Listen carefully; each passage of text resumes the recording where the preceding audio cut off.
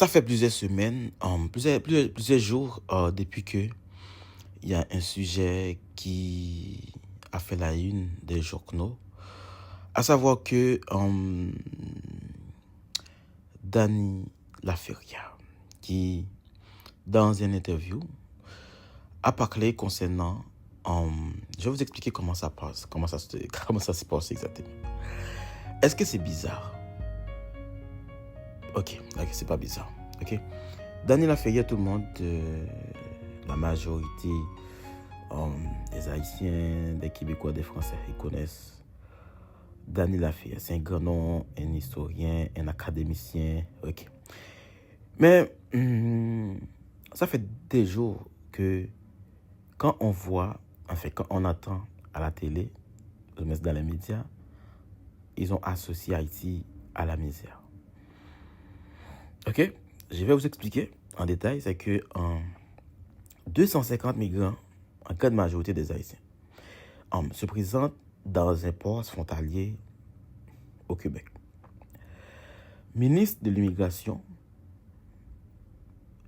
du Québec, M. Roberge, il a dit on ne peut pas accueillir toute la misère du monde. Donc, les Haïtiens est devenu comme misère du monde, entre parenthèses, pour M. Roberge. Okay.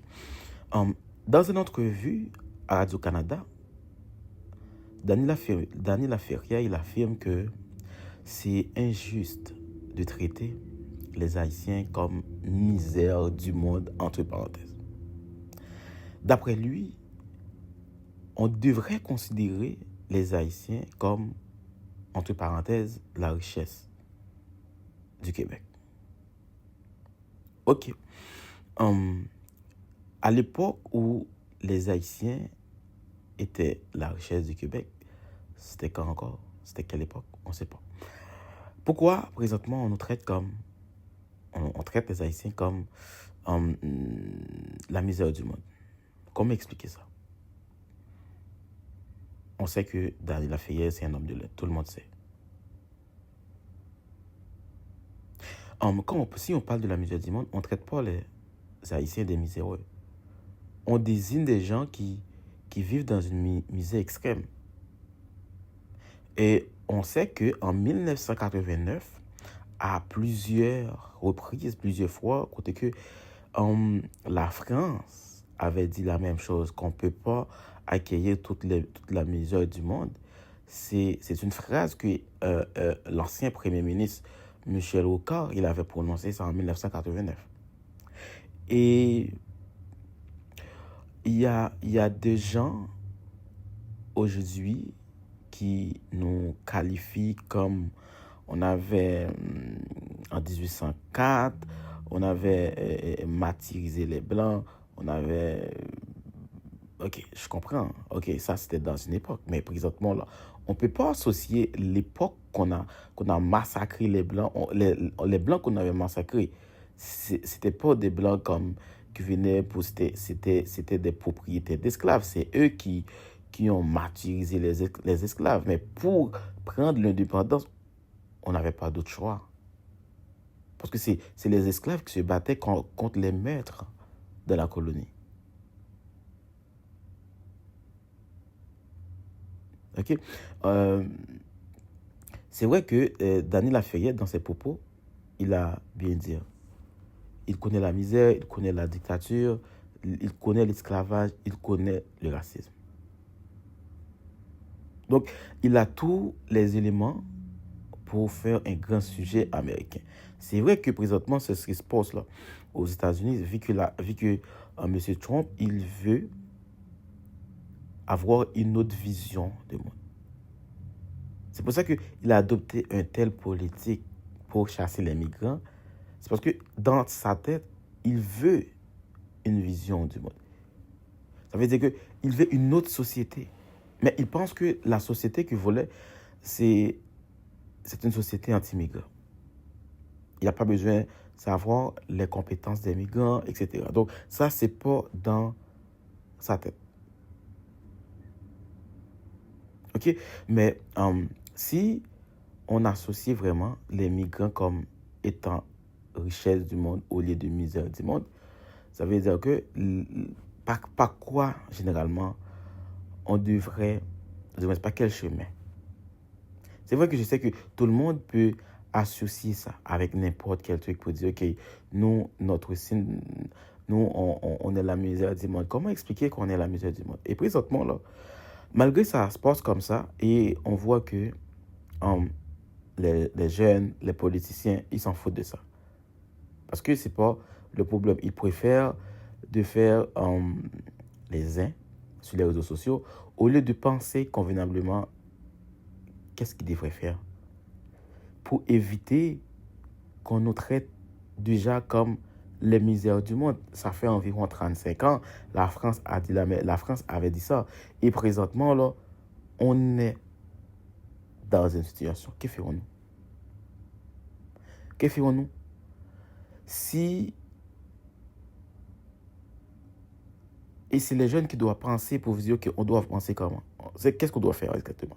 Ça veut dire on va accepter que les autres pays viennent en Haïti pour nous piétiner, pour nous poser des lois. Et malheureusement, les habitants, ou du moins les citoyens de ce pays-là, ils ne vont jamais savoir ce que leur pays nous ont fait subir. Ils vont jamais reconnaître ça. Donc, c'est à nous de prendre la responsabilité de faire en sorte que les citoyens des autres pays nous respectent. Ils ne pourraient pas nous traiter comme les misères du monde si, effectivement, on avait des dirigeants que les citoyens ont choisi. Les citoyens ont fait ce qu'il fallait pour élire des gens. Ils savent qu'avec ces gens-là, on peut avoir des résultats. Mais si on continue comme ça, là, on laisse les ambassadeurs, on laisse les grandes puissances, c'est à eux qui nous disent, OK, c'est lui que je veux comme Premier ministre, c'est lui que j'ai choisi comme président, c'est lui que j'ai choisi comme chef de la police. Si on continue comme ça, là, tu vois que 35 ans après, depuis que la France nous a dit il ne peut pas accueillir toutes les misères du monde, ça veut dire que présentement, la même situation se répète ici, au Canada. Mais les jeunes, les politiciens, on doit faire quoi? Pour que à jamais, il n'y a pas vraiment un truc comme ça qui sort dans les médias ou la bouche des dirigeants ou des citoyens, etc. OK, c'est vrai que là, d'un coup, j'habiterai à Aristide en 1991. Donc, il y a des gens qui ont dit qu'ils ont vu la misère et la détresse des Haïtiens. Donc, malgré qu'ils ont vu la détresse et la misère des Haïtiens, ils ont compris que il y avait une centaine d'entre eux qui devaient trouver un refuge. Je ne sais pas, soit ailleurs ou n'importe où. Parce que la situation est critique. C'est vrai que la situation est critique, mais on ne peut pas rester à niaiser dans les réseaux sociaux, à faire deux ans, soit sur TikTok ou les autres médias, au lieu que on devrait réfléchir sur la situation de notre pays. C'est vrai que on n'est pas politicien. On sait qu'on n'est pas des politiciens, c'est vrai. Mais qu'est-ce qu'on va faire pour laisser quelque chose pour nos futurs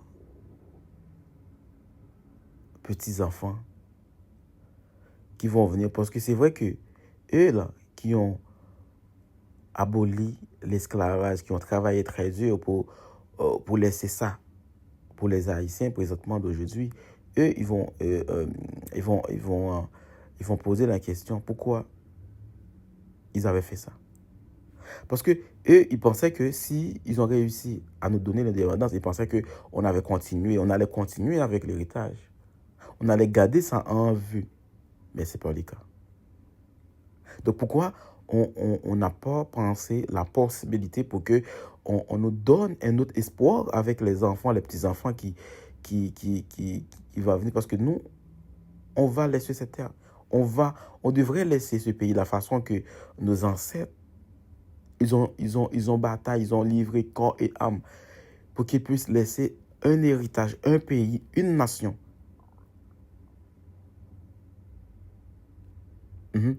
Mais malheureusement, on est en train de se faire bousculer, de se faire... je sais que ça nous préoccupe la majorité de nous. Ça se peut que ça ne nous préoccupe pas. Mais il y en a qui ça préoccupe, mais il reste bouche bée. C'est que ça veut dire que ça ne le concerne pas présentement. Mais c'est sûr que quand la journée que ça va vous intéresser, c'est sûr que ça va être trop tard. Et on n'aimerait pas vraiment arriver à ce stade. Si vous êtes capable de faire quelque chose pour votre pays d'origine, il faut faire. On n'est pas venu dans des pays pour apporter la misère. On a nos connaissances. On peut le mettre en application dans le pays qu'on est présentement. Mais pourquoi on nous traite comme la misère du monde? Pourquoi l'expression la misère du monde? Pourquoi c'est aller directement avec nous? Qu'est-ce qu'on a fait qui n'est pas correct? C'est qu'en acceptant que les ambassadeurs des autres pays, en acceptant que les autres pays nous règnent, nous donnent des obligations avec nos dirigeants, et puis nous, comme les citoyens, on continue à accepter tout ça. OK? On continue à accepter tout ça. Donc, nous ne pouvons pas continuer à vivre cela. On a nos responsabilités à jouer et on a aussi tout, on doit mettre toutes nos forces on doit mettre toutes nos forces pour qu'on puisse avoir un autre pays. C'est vrai que quand ils disent qu'ils ne peuvent pas accueillir toute la misère du monde, donc pourquoi c'est nous qui nous traitent comme ça? Est-ce vrai on est la misère du monde? On n'est pas la misère du monde. Ça veut dire que dans les médias, c'est encore des gens qui nous donnent des leçons. La façon c'est vrai que il y a des médias, il y a des gens qui essayent de faire une sorte de différence entre le Mexique et Haïti concernant la puissance des gangs. Bon, les politiciens, ils font quoi? Mais on va faire quoi? Ça veut dire que la jeunesse haïtienne doit faire un effort. Donc, on ne peut pas laisser personne dire n'importe quoi. C'est vrai que la politique est dure. Mais dans ce sens que ça devient viral, on va vous écouter à entendre tout ça. Je connais l'expression la misère du monde. Elle n'est pas si insultante. C'est n'importe qui débarque un peu, n'importe quelle famille québécoise qui reçoit 12 par an un soir, il peut dire je ne peux pas accueillir toute la misère du monde. Mais c'est que le ministre l'a dit 4 fois ou 3 fois dans une brève entrevue et quelqu'un d'autre m'a dit qu'il l'a entendu pendant toute la journée, pas le ministre, mais toutes sortes de personnes dire on ne peut pas accueillir toute la misère du monde. C'est une expression. Il connaît ça, c'est un écrivain de mauvaise foi. Mais on a à nos frontières toute la richesse du monde. C'est des gens, nous ne savons pas, peut-être qu'il y a, pour dire ça sans vanité, qu'il y a 50 000 Daniela Ferrière là-dedans. What? Bro, what are you talking about, man? On n'en sait rien. Et tout le temps qu'on n'a pas vu, qu'on n'a pas regardé, et là, je vois un barrage. Et puis après, la sécurité vient, on va mettre les hélicoptères, on va mettre la GRC, on va mettre des remparts, et comme si vraiment il y avait une armée qui allait galoper vers nous, nous envahir. Je trouve cette réaction trop rapide, pas assez étudiée, et puis expéditive. Mais vous comprenez que c'est l'effet Trump, c'est l'effet des politiques de Trump. Et l'injustice du Québec qui se retrouve avec le problème Trump. S'il y a un problème, c'est lui qui l'a inventé, il a organisé, et le but, c'est de terroriser la planète. Et je trouve que ce n'est pas québécois de renvoyer le problème comme ça, en inventant une sorte de panique. Le droit d'asile, il faut juste s'en rappeler, ça a été pensé globalement dans les années 50, pour 60, pour ça s'est développé, à la manière d'un droit pour les dissidents communistes du RSS. C'était pas fait pour accueillir des centaines de milliers de personnes, voire des millions de personnes dans nos pays. Je trouve que devant l'ampleur de l'affaire, 700 000 personnes possibles, on ne peut pas réagir avec de vieux réflexes ni de vieux discours. c'est complètement stupide comme façon de penser, parce que pour lui, la question du nombre ne se pose pas. Il faut aller avec quelque chose de nouveau et d'inventif. Comme quoi? Quelque chose d'inventif, déjà même à y penser, dans le sens que penser que c'est une richesse, au lieu de dire que c'est une misère. Soyons inventifs. Non, ben alors fais pas de politique, Danny, parce que pour vrai, c'est pas comme ça que ça marche la vie, là. Les nombres, on les utilise pour une raison, c'est qu'il y a une capacité d'intégration. C'est un écrivain, il pense comme un écrivain et c'est correct, mais il est méprisant. Danny Laferrière, là, au lieu de toujours critiquer le Québec, là, va donc te promener en Haïti. Va donc voir ce qui arrive dans ton pays chéri, là. Qui règne, là. Là, il est un peu baveux. Puis, il m'a dit quelque chose, quand il y a eu le tremblement de terre, c'était quoi, en 2012? Danny Laferrière, là, il était là. Il l'a raconté. Qu'est-ce qu'il a fait? Il a pris le premier avion pour s'en revenir. Il n'est pas resté pour aider. Fait que moi, les leçons de Danny Laferrière, là, je vais les prendre avec un grain de sel. Ça te dérange pas. Tu sais? Il m'a dit, lui, il est mal placé pour nous donner des leçons, parce que ses affaires sont très bien allées. Puis je l'entends pas critiquer Haïti, je l'entends pas critiquer la corruption en Haïti, les familles, les enfants, les femmes qui sont terrorisées par les gangs qui dominent Haïti, qui s'en sortent pas malgré l'aide internationale. Je l'entends pas parler de ça, mais critiquer le Québec, ça, cracher sur le Québec, ça, c'est surtout à Radio-Canada, c'est toujours bienvenu. On n'a pas les logements, on n'a pas les services, on n'a pas les capacités d'accueil, tout s'est dépassé, on n'a pas de place dans les écoles, on n'a pas de place dans les hôpitaux, vous comprenez, on n'a pas de logement pour eux, etc. Mais on a surtout perdu le contrôle depuis un bon moment. Premièrement, il y a une saturation en ce moment, au Québec, là, je parle du Québec seulement, une saturation démographique, une saturation sur les services sociaux, une saturation pour l'école, une saturation dans l'hôpital, dans le service de santé. Donc, dans les faits, on n'est tout simplement pas capable d'accueillir une nouvelle vague. Et les Québécois, globalement, puis en plus, si j'ajoute à ça, parce que ça fait quand même partie du portrait, une difficulté croissante d'intégration, difficulté linguistique. Donc, si j'ajoute plus le coût que ça nous coûte, parce que dans les faits, ça nous coûte quelque chose, et on est déjà dans une situation assez difficile collectivement dans nos finances publiques. Si on tient compte de tout ça, eh bien, les Québécois, globalement, le Québec ne peut pas accueillir de nouvelles vagues de migrants. Ça ne peut pas devenir un fardeau pour notre société. Qu'est-ce que vous leur répondez? Je leur réponds que ce n'est pas comme ça que ça construit un pays.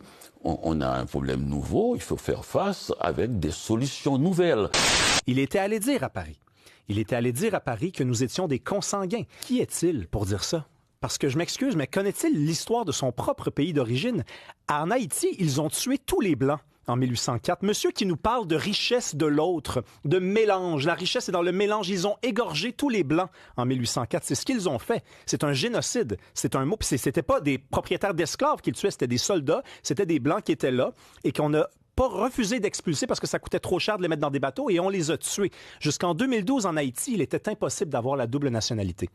Ça a changé depuis 12 ans, depuis 13 ans maintenant. C'est pas un pays si ouvert à l'autre que ça.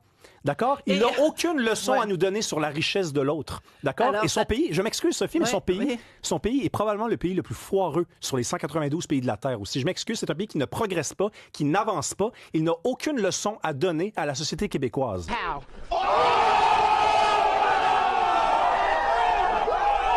Parce qu'il y a un problème, il faut y faire face. Et qu'est-ce qu'on fait alors? C'est pas à moi de faire face à ce problème, mais j'aimerais bien qu'on le mette dans un cadre plus humanitaire. Je parlerai de la dimension humanitaire québécoise. C'est-à-dire, quand notre société craque, quand les enfants au Québec ne sont plus capables d'avoir accès à des écoles, quand le système de santé croule, quand l'accès au logement croule, quand notre capacité d'intégrer croule, quand on voit les effets dans les rues de tout ça, je m'excuse, mais il y a un humanitaire d'un point de vue québécois aussi. On n'est plus capable d'accueillir ainsi.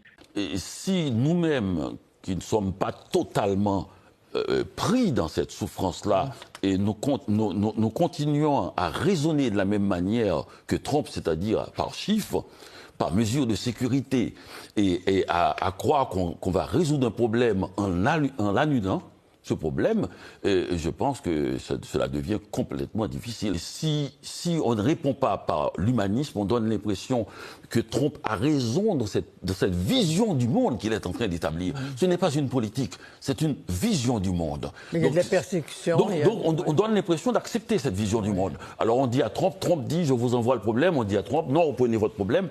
Et on parle comme lui.